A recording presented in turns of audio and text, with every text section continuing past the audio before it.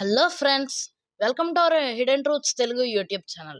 ఈ రోజు వీడియోలో మనం దేని గురించి మాట్లాడుకోబోతున్నాం అంటే భారతదేశంలో కేరళ రాష్ట్రంలో ఉన్న ఒక రహస్యపు టెంపుల్ విష్ణు భగవాన్ ఆలయం గురించి, తన చారిత్రక కట్టడం గురించి, ఆ ఆ దేవాలయానికి అంత సిరి సంపదలు ఎలా వచ్చాయో ఈ రోజు వీడియోలో మనం మాట్లాడుకోబోతున్నాం.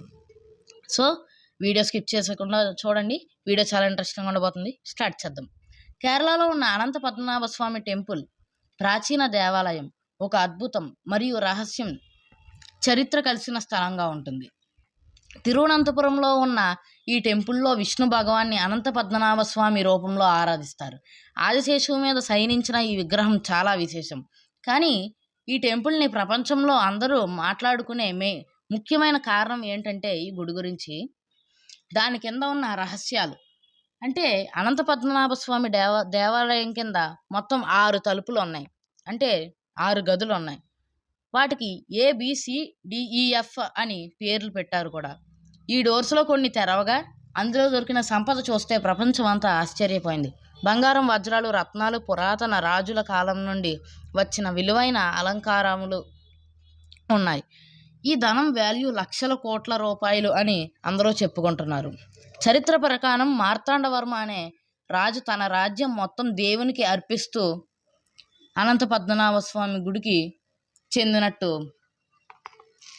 దానం చేశారు. అప్పటి నుండి ఈ టెంపుల్లో సంపద పెరుగుతూ వచ్చింది.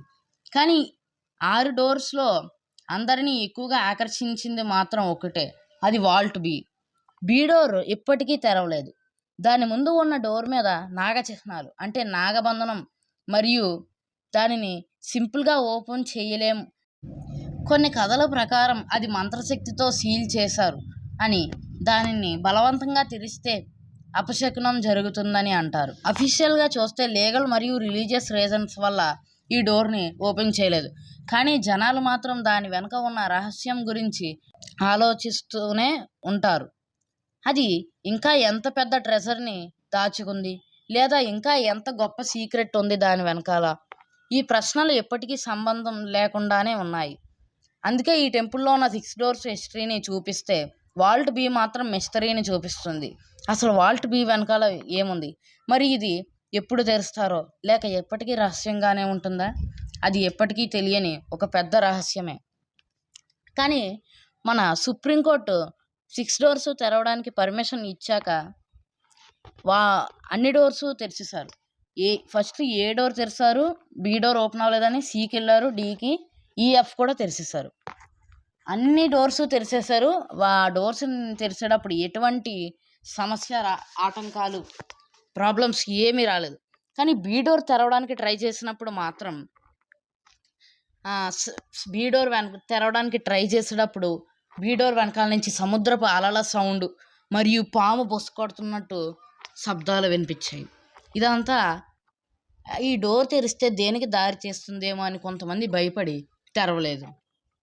అలాగే సుప్రీంకోర్టు మీద ఈ బి డోర్ మీద ఒక అతను కేసు వేశాడు. సుప్రీంకోర్టులో కేసు వేసి నేను ఈ డోర్ తెరుస్తానని అతను చెప్పి చివరికి సుప్రీంకోర్టు అతనికి పర్మిషన్ ఇచ్చింది మళ్ళీ ఆ బి డోర్ తెరవడానికి. అప్పుడు అతను బి డోర్ తెరవడానికి ట్రై చేశాడు. ట్రై చేశాక ఆ బి డోర్ నుంచి భయంకరమైన సునామీ మరియు అలల శబ్దాలు వినపడ్డాయి. అలాగే పాముల శబ్దాలు కూడా వినపడ్డాయి లోపల నుంచి.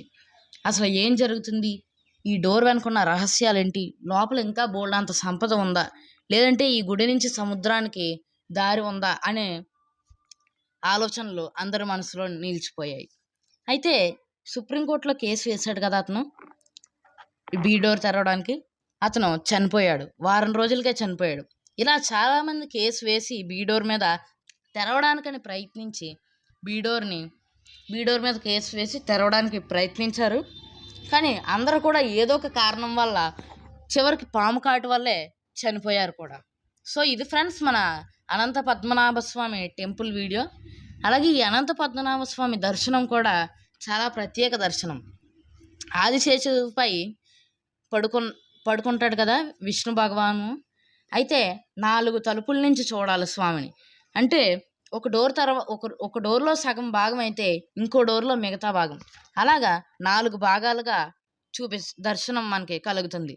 ఇదే ఫ్రెండ్స్ మన అనంత పద్మనాభ స్వామి టెంపుల్ గురించి రహస్యాలు. ఈరోజు వీడియో అయితే ఇదే. సో వీడియో ఎలా అనిపించిందో నాకు కామెంట్లో చెప్పండి. నెక్స్ట్ ఏదైనా టెంపుల్ గురించి వీడియో చేయాలంటే చెప్పండి, చేస్తాను. అలాగే సైంటిఫిక్గా కూడా ఏమన్నా చేయాలంటే చేస్తాను. అలాగే ఈ గుడి గురించి మీ అభిప్రాయం ఏంటో కామెంట్లో చెప్పండి. నా ఎక్స్ప్లెనేషన్ నచ్చితే లైక్ చేయండి. ఇలాంటి మరిన్ని వీడియోస్ కావాలంటే సబ్స్క్రైబ్ చేసుకోండి. Thank you.